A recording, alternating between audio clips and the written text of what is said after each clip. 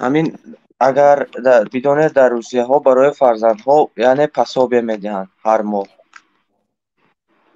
بر همین پولی که پسابه میدهند جمع میکنه، جمع میشود، همین به زکات دادن ممکن است یا نه؟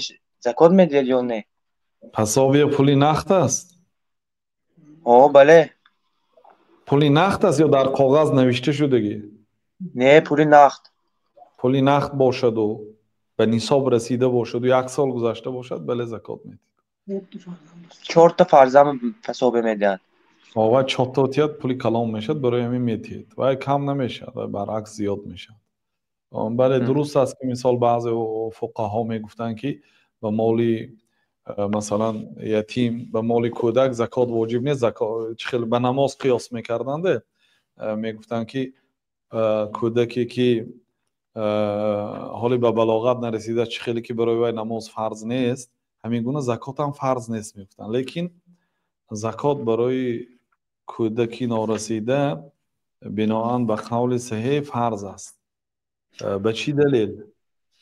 به آن دلیلی که پیامبر صلی الله علیه وسلم در حدیث عمرو ابن شعیب از پدرش از بابایش روایت میکند که عبدالله ابن عمرو ابن العاص رضی الله عنهما گفته است که پیامبر صلی الله علیه وسلم گفتند که من ولی یتیما له مال فلیتجر له. کدام آدمی که ولی یتیم باشد، یعنی والی یتیم باشد، در دستش یتیم بچه ها هست، نگاه خوبی میکند یتیم ها را، و همون یتیم مال دارد، یعنی از پدرش مال میراث ماندگی از پدرش گذشت، مثلا $100,000 پول مانده رفت برای همین 4 کودک. همین $100,000 پول همین 4 کودک است. شما ولی یتیم شدید، یعنی شما باید همین $100,000 به کودک ها صرف کنید، به معروف به نیکی احتیاط کرده، و وقتی که به بلاغت میرسد پولی باقی مانده رو دهید. پیامبر صلی الله علیه و سلم گفت که کسی که مال یتیم را صاحب شود، یعنی ولی شود، فلیتجر له، هم مال یتیم تجارت بماند، یعنی عبرات بپرتاید، ولا یترکه حتی تأکله صدقه، و همین خیر نماند که زکات خورده و تمام کند. یعنی هر سال زکاتشو دادن گریم و پول تمام میشه. بنابراین وی بگذار تجارت بپرتاید تا اینکه سبزد. روایت ترمذی و دارقطنی. فهمیدید؟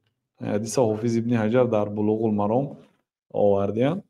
بنابراین همین حدیث دلالت میکند که به کودکا هم زکات داده میشد، مال کودک هم زکات داده میشد. و اون مال ها، یعنی فکر نکنید که بعضی ها اعتراض میکنند خودش پسابی هست و برای چی به زکات میبراری؟ آخه این پسابی دیگران ندارن. دیگران من مثال کدام برنامه بود؟ می برنامه گرید گوش کنید، مردمی تاجیک به چی روزه میداری؟ به فکرم رادیو آزادی بود چند روز پیش. به چی روزه میداری؟ گفته زنهای میپرسد، میگن که ما گوشت نمیخوریم، خیلی گوشت کو نمیخوریم، به طرف میوه هم نمیریم، میوه ها قیمت است، همین نان و همین چیزهای عادی که ما روزه میداریم. یعنی که همین آدمی که پولی پسابی دارد، دیگر آدم ها هست که کودکاشون همین هم ندارن.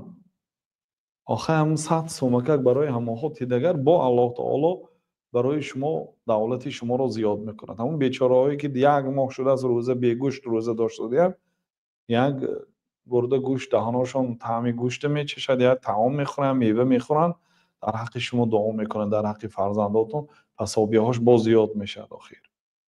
بنابراین واهمه نتاود به نظرتان.